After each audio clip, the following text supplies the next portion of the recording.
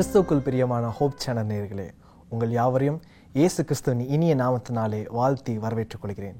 இந்த நாளும் கூட நாம் தலைப்பாக பார்க்க போகிற காரியம் என்ன அப்படின்னு சொல்லி பார்த்தீங்கன்னா, ஏதேன் என்னும் சபை.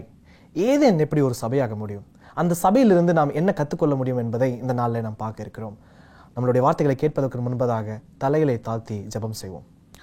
அன்பும் கிருபையும் தயவும் நிறைந்த எங்கள் நல்ல பிதாவே, அப்பா, இந்த நேரத்திலே உங்களுடைய பாத்தில் வந்து நாங்கள் நிற்கிறோம். உங்களுடைய ஆவியான கொண்டு எங்களை வெளிப்படுங்க. இந்த திக்குவாயும் அந்த நாமமான மண்ணை மறைத்து உங்களுடைய ஆவியான கொண்டு எங்களுக்கு வெளிப்படுமாறு இயேசு கிறிஸ்துவின் இனி நாமத்தில் ஜெபிக்கிறோம். ஜெபம் கேளும் நல்ல பிதாவே, ஆமேன். ஏதேன் என்னும் சபை. ஒரு சபை எப்படி இருக்க வேண்டும் என்பதற்கு ஒரு பெரிய எடுத்துக்காட்டு தான் இந்த ஏதேன் சபை, இந்த ஏதேன் தோட்டம். இந்த ஏதேன் தோட்டம் எப்படி ஒரு சபையாக முடியும்? உங்களுடைய எண்ணங்களில் சபை என்றால் எப்படி இருக்கணும் அப்படிங்கிறத யோசிச்சு பாருங்க. ஒரு பெரிய புல்பீட் இருக்கணும், ஒரு பெரிய கட்டிடம் இருக்கணும், நிறைய நாற்காலிகள் அல்லது மேஜைகள் போட்டிருக்கணும், அதில் வெள்ளை கலரில் சுற்றி வெள்ளை அடிக்கப்பட்டிருக்கணும், முன்னாடி ஒரு சிவப்பு கலர் ஒரு பெரிய ஸ்க்ரீன் இருக்கணும். இது மட்டும் ஒரு சபையாகி விட முடியுமா? பெரிய கட்டிடங்கள் ஒரு சபையாகி விட முடியுமா? தேவனுடைய பிரசன்னம் இருக்கும் இடம்தான் உண்மையான சபையாக இருக்க முடியும். வேதாந்தத்தில் நம்ம பார்க்குற தேவனுடைய கூடாரம் அல்லது சபை அல்லது தேவனுடைய ஆலயம் என்று சொல்லப்படுகிற ஒவ்வொரு இடத்திலும் தேவனுடைய பிரசன்னம் இருந்ததை நாம் பார்க்கிறோம். இந்த நாளிலும் ஏதேன் தோட்டத்தில் தேவனுடைய பிரசன்னம் இருக்கிறதா இல்லையாங்கிறத யோசிச்சு பாருங்க. மனிதனை படைத்து தேவன் கொண்டு வந்த முதல் இடம் இந்த ஏதேன் தோட்டம். அவனை பூமியின் மண்ணினாலே படைக்கிறாரு. வெளியே ஒரு இடத்துல இருந்து படைச்சி அவனை இந்த ஏதேன் என்கிற சபைக்குள்ள கூட்டு வராரு. எவ்வளவு பெரிய ஒரு பாக்கியம் இந்த மனுஷனுக்கு. தேவன் தெரிந்து கொண்டு பாவமான உலக வாழ்க்கையை வாழ்ந்து கொண்டிருக்கிற உங்களுக்கும் எனக்கும் இந்த நல்ல ஒரு ஈவை தந்து அவருடைய ஆலயத்திலே கூட்டி வந்து சேர்த்திருக்கிறார். எத்தனை பேருக்கு இந்த பாக்கியம் கிடைக்கும்னு நினைச்சு பாருங்க. எத்தனையோ பேர் தேவனை தெரியாம, அவரை அறிந்து கொள்ளாம, அவரை உணராம பாவ வாழ்க்கையை வாழ்ந்து அவர்கள் மரணித்து போயிட்டாங்க. இந்த நாளில் ஜீவனோடு அவருடைய சபையில உட்கார்ந்துருக்கிற உங்களையும் என்னையும் குறித்து நினைச்சு பாருங்க. எவ்வளவு பெரிய ஒரு பாக்கியம். அந்த ஆதாமுக்கு கிடைச்ச அந்த வாக்கியம் இந்த நாளில் உங்களுக்கும் எனக்கும் தேவனோடு சஞ்சரிப்பதற்காக கிடைச்சிருக்குது. இந்த நேரத்திலும் கூட முதலாவது தேவன் மனிதனை படைத்து இந்த மண்ணினாலே படைத்து அவனை ஏதேனுக்குள்ளே கூட்டி வந்தார். ஆதியாகமம் 2வது அதிகாரம் 8வது வசனத்தில் அதை பார்க்குறோம். அவனை மண்ணினாலே படைத்து ஏதேனுக்குள்ளே கூட்டிட்டு வராரு. இந்த ஏதேன் என்பது ஒரு சபை. தேவனுடைய பிரசன்னம் இருந்த இடம் ஒரு சபையாக காணப்படுது. நம்மளுடைய பழைய வாழ்க்கையை நினைச்சு பாருங்க. உங்களுடைய முன்னோர்கள், உங்களுடைய பெற்றோர்கள் அல்லது உங்களது தாத்தா பாட்டி, அவங்க எல்லாம் உலகளாவே வாழ்க்கையில வாழ்ந்து கொண்டிருந்தாங்க. அவங்கள கூற்று வந்து அல்லது அவங்களுடைய பிள்ளைகளை உங்களை கூற்று வந்து இந்த நாளில் ஏதேன் என்கிற சபை அவருடைய பிரசன்னத்துல கூட்டி சேர்த்துக்கிறார். எவ்வளவு பெரிய ஒரு பாக்கியம். அதே போலதான் நம்ம இந்த நாளில் நம்ம பார்க்க போற ஒவ்வொரு காரியமும் இருக்க போகிறது. இரண்டாவதாக, தேவன் மனிதனை படைப்பதற்கு முன்பதாக அவனுடைய தேவைகள் என்னென்ன என்று எல்லாத்தையுமே அவருக்கு முன்னாடி இருந்த அந்த 5 நாட்கள்ல படைத்து முடித்தார். அவனுக்கு தேவையான தண்ணீர், ஆகாரம், கனிகள் எல்லாவற்றையுமே படைத்து வைத்திருந்தார். மனிதன் படைத்த பிறகு அவனுக்காக கொடுக்கப்பட்ட முதல் பரிசு என்ன தெரியுமா? அதுதான் 7ஆம் நாளாகிய ஓய்வு நாள். இவனுக்கு எல்லாவற்றையும் படைத்து வைத்த தேவன் அவனுக்காக கொடுக்கிற ஒரு விஷயம்தான் இந்த ஓய்வு நாள். வேதாகமம் சொல்லுகிறது. மார்க் 2வது அதிகாரம் 27வது வசனம். மார்க் 2வது அதிகாரம் 27வது வசனம் இவ்வாறாக சொல்லுகிறது. மனுஷன் ஓய்வு நாளுக்காக உண்டாக்கப்படவில்லை, ஓய்வு நாள் மனுஷனுக்காக உண்டாக்கப்பட்டது. எவ்வளவு பெரிய ஒரு வார்த்தை. ஓய்வு நாள் மனுஷனுக்காகவே உண்டாக்கப்பட்டது. மனுஷனுக்காக கொடுக்கப்பட்ட ஒரு பரிசு இந்த ஓய்வு நாள். தேவன் அவர்களை ஏதேனுக்கு கூற்று வந்ததுக்கு அப்புறம் கொடுக்கிற முதல் பரிசு இந்த ஓய்வு நாள். உங்களுடைய சபையில இந்த ஓய்வு நாள் என்கிற பரிசு உங்களிடத்துல இருக்குதாங்கிறத யோசிச்சு பாருங்க. தேவனுடைய பிரசன்னம் இருக்கிறது ஒரு சபைன்னு பார்த்தோம். இந்த ஏதேன் ஒரு சபையாக இருந்துச்சு. அந்த சபையில உண்மையிலேயே தேவன் இருக்கிறார் அப்படிங்கிறத தெரிஞ்சுக்கணும்னா முதலாவது தேவன் கொடுத்த ஓய்வு நாள் அங்க இருக்குதா அப்படிங்கிறத யோசிச்சு பாருங்க. இந்த ஓய்வு நாள் மனுஷனுக்காக படைக்கப்பட்டு மனுஷனுக்காக கொடுக்கப்பட்டுச்சுங்கிறத நம்ம வாசிக்கிறோம். சரி, ஆதியாகமம் 2வது அதிகாரம் 3வது வசனத்தை வாசிச்சோம்னா, தேவன் தாம் சிருஷ்டித்து உண்டு பண்ணின தம்முடைய கிரிகளை எல்லாம் முடித்த பின்பு அதிலே ஓய்ந்திருந்தபடியால் தேவன் 7ஆம் நாளை ஆசீர்வதித்து அதை பரிசுத்தமாக்கினார். இந்த 7வது நாள் எந்த நாள்?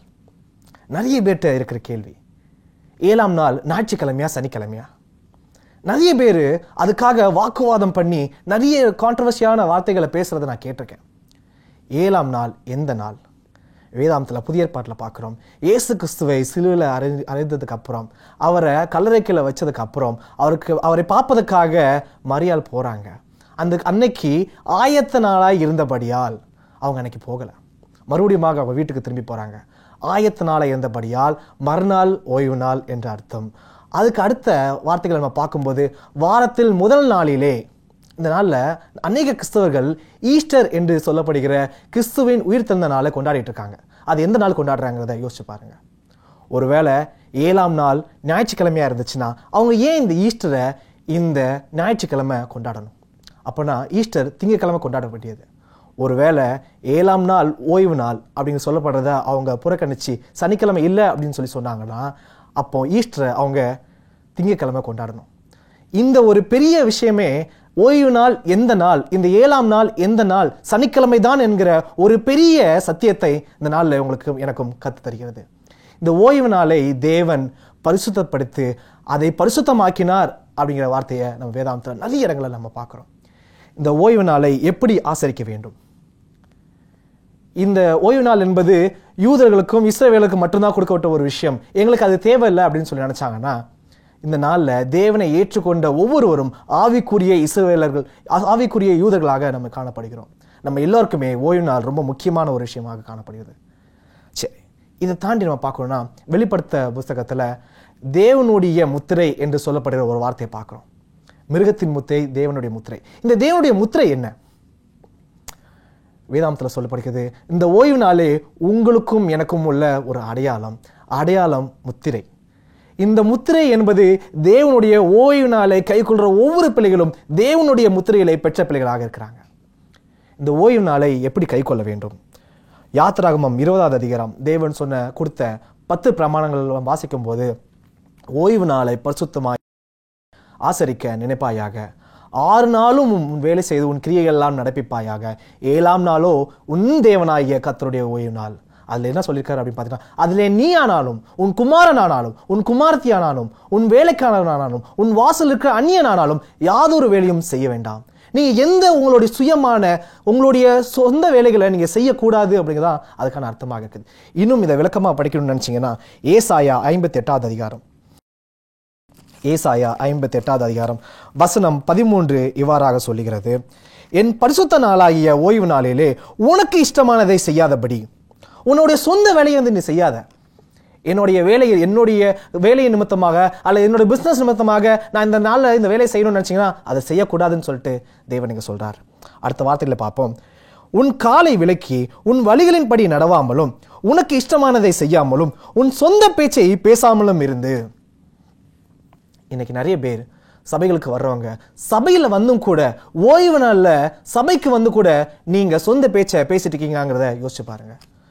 ஏதேன் என்கிற சபையில கொடுக்கப்பட்ட இந்த பரிசான உண்மையான ஓய்வு நாள் இந்த நாளில் உங்களுக்கும் எனக்கும் கிடைச்சிருக்குன்னா அதை பரிசுத்த குலைச்சலாக்காதபடிக்கு எச்சரிக்கையாயிருங்கள். அடுத்த வசனங்களை நம்ம வாசிக்கும் போது, உன் சொந்த பேச்சை பேசாமல் இருந்து ஓய்வு நாளை மனமகிழ்ச்சி நாள் என்றும் கர்த்தருடைய பரிசுத்த நாளை மகிமையுள்ள நாள் என்றும் சொல்லி அதை மகிமையாக எண்ணுவாயானால். எத்தனை பேர் அதை மகிமையாக எண்ணுகிறோம்? அதை பரிசுத்த குலைச்சல் ஆக்காதபடிக்கு எச்சரிக்கையா இருக்கும் அப்படிங்கிறத யோசிச்சு பாருங்க. அந்த ஓய்வு நாளை ஒரு கலாச்சாரமாகவும் ஒரு சடங்காச்சாரமாகவும் நீங்க பார்த்துட்டு வரீங்கிறத யோசிச்சு பாருங்க. என்னுடைய பெற்றோர்கள் கை கொண்டாங்க, என்னுடைய முன்னோர்கள் கை கொண்டாங்க, அதனால நான் இந்த ஓய்வு நாள் இருக்கேன் அப்படிங்கிறத எண்ணத்தோட நீங்க இருக்கிறீங்களா? அல்லது தேவன் கொடுத்த பரிசாக கொடுத்த இந்த உன்னதமான பரிசுத்த நாளை நான் கை கொள்ளுகிறேனாங்கிறத யோசிச்சு பாருங்க. இந்த ஓய்வு நாள் தேவனுடைய சபையான ஏதேனிலே கொடுக்கப்பட்ட ஓய்வு நாள். உண்மையான சபையில நீங்க இருக்கிறீங்க அப்படிங்கிறத நீங்க தெரிஞ்சுக்கணும்னா இந்த ஓய்வு நாள் உங்க கையில இருக்குதா அப்படிங்கிறத ஒரு நிமிஷம் யோசிச்சு பாருங்க. இரண்டாவது காரியமாக, இந்த ஏதேன் சபையில நம்ம என்ன பார்க்கிறோம் அப்படின்னு சொல்லி பார்த்தீங்கன்னா, நல்ல ஒரு ஒற்றுமை இருந்து பார்க்கிறோம். தேவனுக்கும் மனிதனுக்கும் மத்தியில நல்ல ஒரு ஒற்றுமை. வார்த்தைகள் வேத வசனத்துல ஆதியாகமம் சொல்லுகிறது, தேவன் அவளோடு சஞ்சரித்து கொண்டிருந்தாராம். அந்த மாலை வேளையில தேவன் வந்து அவரிடத்துல பேசி கொண்டிருந்தாராம். இப்படிப்பட்ட ஒரு ஸ்லாக்கியம் எனக்கும் உங்களுக்கும் கிடைக்குதா? தேவனோடு ஒற்றுமையான ஒரு வாழ்க்கையை நம்ம வாழ்ந்து கொண்டிருக்கிறோமா?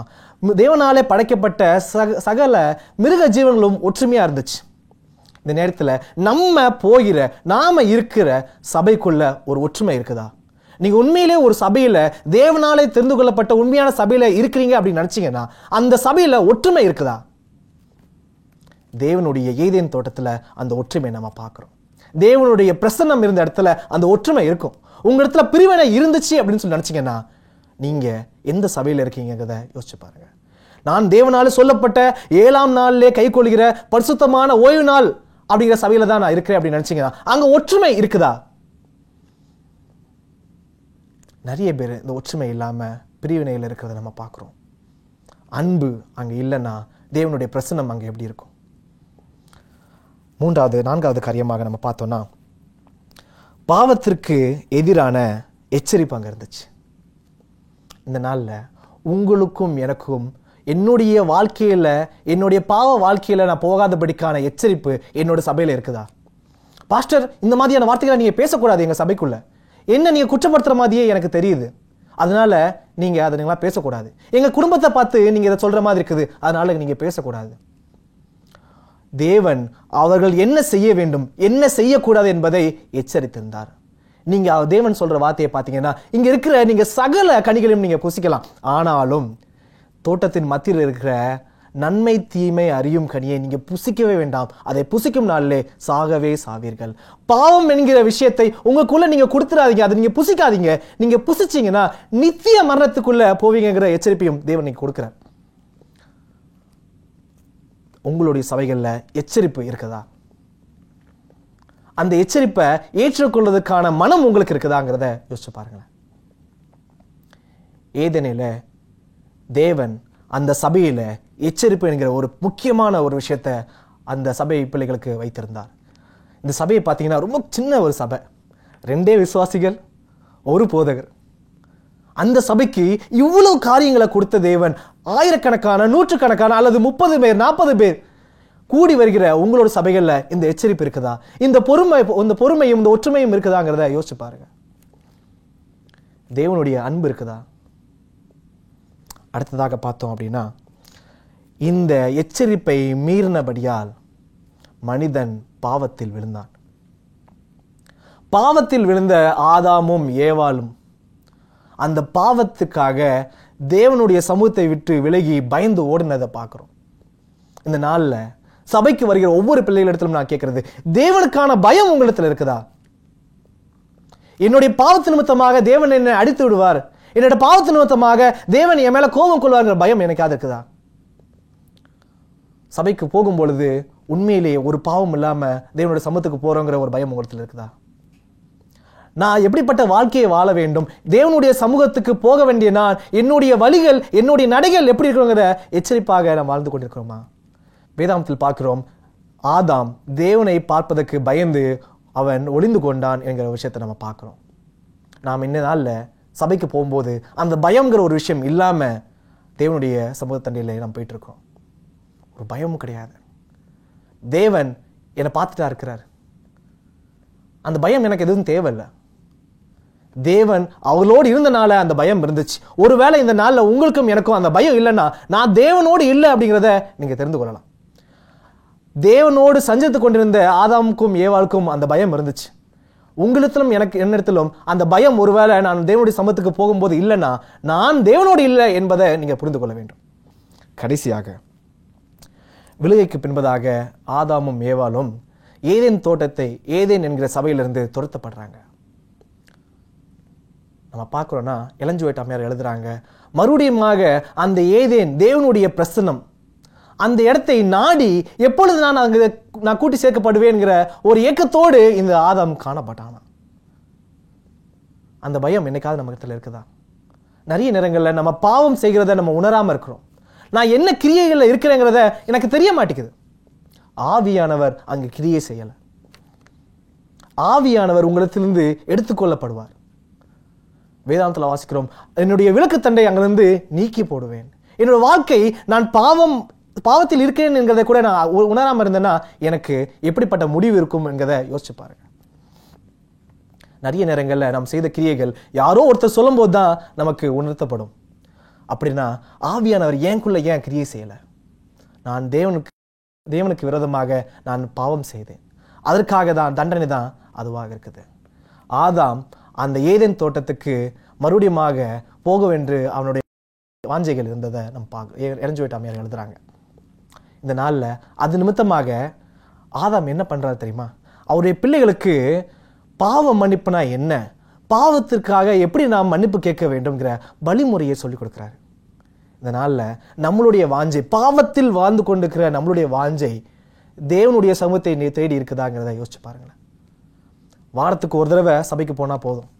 அதுவும் பாஸ்டர் பிரசங்கம் பண்ணும்போது போனால் போதும். ஆரம்பத்தில் போகணும்னு அவசியம் இல்லை. அங்கே போனால் போர் அடிக்கும். அங்கே போனால் யாராவது என்கிட்ட ஏதாவது கேட்டுட்டு இருப்பாங்க. ஒரு சடங்காச்சாரமாக என்னுடைய சபைக்கு நான் போயிட்டு வரடாங்கிறத யோசிச்சு பாருங்க. ஒரு சின்ன ஒரு கதை. நிறைய நேரங்களில் நாம் எப்படிப்பட்ட வாழ்க்கையை வாழ்ந்து கொண்டிருக்கிறோம், நம்முடைய வாழ்க்கையை பிசாசின் கையில் கொடுத்துட்டோங்கிறது கூட தெரியாமல் பாவத்துக்குள்ளே விழுந்து போகிறதுக்கான அதிகமான வாய்ப்புகள் இருக்குது. ஒரு சிறிய கதை ஒன்று நான் வாசித்தேன். ஒரு நரி ஒன்று ஒரு மரத்தின் கீழே ஒரு குழிக்குள்ளே வாழ்ந்து வருது. அதே மரத்துக்கு மேலே ஒரு அழகான ஒரு பறவை ஒன்று, கொளுத்த பறவை ஒன்று இருக்குது. இந்த நரிக்கு எப்படியாவது இந்த பறவையை சாப்பிடணும்னு ஒரு ஆசை. அதனால அந்த நரி அந்த பறவையிடம் சொல்லிச்சான், இதுக்கு கீழே, அந்த மரத்துக்கு கீழே நிறைய புழுக்கள் இருக்குது, நிறைய பூச்சிகள் இருக்குது, இந்த பூச்சிகள் எல்லாமே நான் உனக்கு தாரேன் அப்படின்னு சொல்லிட்டு அந்த பறவைகிட்ட சொன்னது போது அந்த பறவை கேட்டுச்சான், உனக்கு அதுக்கு பதிலாக என்ன வேணும் அப்படின்னு சொல்லி கேட்டுச்சான். அப்போ அந்த நரி, தந்திரமுள்ள அந்த மிருகம் என்ன சொல்லிச்சான், நான் தருகிற ஒரு 5 புழுக்கு எனக்கு ஒரு இறகு ஒன்று தந்துரு, உன்னுடைய அழகான இறகு, ஃப்ரெஷ்ஷான இறகை நீ அந்த நேரத்தில் எனக்கு பிடிச்சி தரணும் அப்படின்னு சொல்லி கேட்டுச்சான். அப்போ அந்த பறவை சொல்லிச்சான், நான் கீழே வந்தேன்னா என்னை பிடிச்சிருவேன், எனக்கு இந்த புழுக்கள்லாம் நீ எடுத்து வச்சுட்டு நீ ஓரமாக போயிரு, நான் வந்து இந்த புழுக்களை எடுத்துட்டு நான் உனக்கு இறக தாரேன் அப்படின்னு சொல்லிச்சான். அதே போல இந்த பறவையும் வந்து அதோட பூச்சிகளான உணவுகளை எடுத்துட்டு ஒரு இறகை பிச்சு வச்சுட்டு போயிடுச்சான். ஒவ்வொரு நாளும் இது மறுபடியும் நடந்து கொண்டே இருக்குது. ஒரு நாள் கீழே வந்து அந்த பறவை அதோட பூச்சிகளை சாப்பிட்டுட்டு மேலே பறக்கலான்னு பார்க்கும்பொழுது அதால் பறக்க முடியல. ஏன் என்று சொன்னால் அது அப்போதான் அதோட உடலை பார்க்குது. உடலில் இருந்த நிறைய இறகுகளை அதை பிச்சு போட்டதுனால அதனால் இப்போ பறக்க முடியல. தந்திரமாக இருந்த அந்த நரி, அந்த பதுங்கி இருந்த அந்த நரி அந்த பறவையின் மேலே குதிச்சு அந்த பறவையை பச்சித்தது. இந்த நாளில் கிறிஸ்துவுக்குள் பிரியமான பிள்ளைகளே, நிறைய நேரங்களில் தேவன் கொடுத்துக்கிற இந்த அன்பான பெரிய ஸ்லாக்கியமான இந்த வாழ்க்கையில் நிறைய நேரங்களில் நமக்கு தெரியாமே தந்திரமான நரியான பிசாசன் கையில் நமக்கு தெரியாமல் அவனுடைய வஞ்சனையை நம்பி, அவனுடைய வார்த்தைகளை நம்பி அழகான மதிப்புக்கு இல்லாத ஒரு பெரிய ஸ்லாக்கியத்தை அவன் கையில் கொடுத்துட்ருக்கோம், ஒரு பெரிய வாழ்க்கையை அவன் கையில் கொடுத்துட்ருக்கோம். நிறைய நேரங்களில் அதை நம்ம உணர்றது கிடையாது. என்னுடைய வாழ்க்கையை நான் யார் கூட வாழ்ந்திருக்கிறேங்கிறது கூட தெரியாமல் பிசாசுக்காக நம்ம வேலை செய்து கொண்டிருக்கிறோங்கிறத நீ மறந்துடாதீங்க. ஒருவேளை அப்படிப்பட்ட வாழ்க்கையை வாழ்ந்து கொண்டிருந்தீங்கன்னா இந்த நேரம் ஏதேன் என்கிற சபை மூலியமாக தேவன் மறுபடியும் உங்களுக்கு சொல்கிற வார்த்தை, மறுபடியும் ஏதேனை நாடுங்கள். இதனால் நம்ம கற்றுக்கொண்ட காரியங்கள் என்னெல்லாம் அப்படின்னு பார்த்தீங்கன்னா, வெளியே தூசியினாலே மண்ணினால படைக்கப்பட்ட மனுஷனை இந்த ஏதேன் தோட்டத்துக்குள்ள, ஏதேன் என்கிற சபைக்குள்ள தேவன் கூட்டி வந்தார். இந்த நாளில் நீங்களும் நானும் தேவனால அழைக்கப்பட்டவர்களாங்கிறத யோசிச்சு பாருங்க. 2வது காரியமாக, தேவனுடைய ஆழத்துல உண்மையான ஓய்வு நாள் இருக்கும். என்னிடத்துல ஓய்வு நாள் இருக்குதா? ஒருவேளை ஓய்வு நாள் கை கொள்ற பிள்ளைகளா இருந்தீங்கன்னா அதை பரிசுத்த குலைச்சலாக்காமல் பரிசுத்தமாக நீங்க அதை கை கொள்றீங்களாங்கிறத யோசிச்சு பாருங்க. நான் ஓய்வு நாள் கை கொள்றேங்கிற வார்த்தைகள் என்னோட வார்த்தையில மட்டும் இருந்தா பத்தாது, அதை பரிசுத்தமாக நான் கை கொள்றேன்னாங்கிறத யோசிச்சு பாருங்க. வெளிப்படுத்தல சொல்லப்பட்டிருக்கிற தேவனின் முத்திரை ஓய்வு நாள், அதுவே உங்களுக்கும் எனக்கும் உள்ள அடையாளமாக இருக்குது என்று தேவன் சொல்ற வார்த்தையை நம் வேதாந்தத்தில் வாசிக்கிறோம். 3வதாக, ஏதேன் சபையில் ஒற்றுமை இருந்தது. அங்கிருந்த மிருக ஜீவனுக்கும் சரி, அங்கிருந்த தேவனுக்கும் மனிதனுக்கும் மத்தியிலும் சரி நல்ல ஒரு ஒற்றுமை இருந்ததை பார்க்குறோம். அங்கே சண்டை இல்லை, அங்கே பொறாமை இல்லை, அங்கே வெறுப்பு இல்லை. என்னோட சபையில் உண்மையான தேவனாலே தெரிந்து கொள்ளப்பட்ட தேவனுடைய பிரசனம் இருக்கிற சபையில் இந்த சண்டைகள் காணப்படாது. இந்த நாளில் சபையாகிய நான் இவ்வளோ நேரம் சொல்லிட்டு இருக்கிற விஷயம் ஒரு கட்டிடத்தை மட்டும் பொறுத்தது கிடையாது. நீங்கள் ஒவ்வொருவரும் ஒவ்வொரு ஏதேன் சபையாக இருக்கீங்க. உங்களுக்குள்ள பொறாமை இருக்குதா? உங்களுக்குள்ள உண்மையான ஓய்வு நாள் இருக்குதா? உங்களுக்குள்ள தேவன் என்னை இந்த சபைக்குள்ள, இந்த சத்தியத்துக்குள்ள கொண்டு வந்திருக்கிறாங்கிற உணவு இருக்குதா? யோசிச்சு பாருங்க.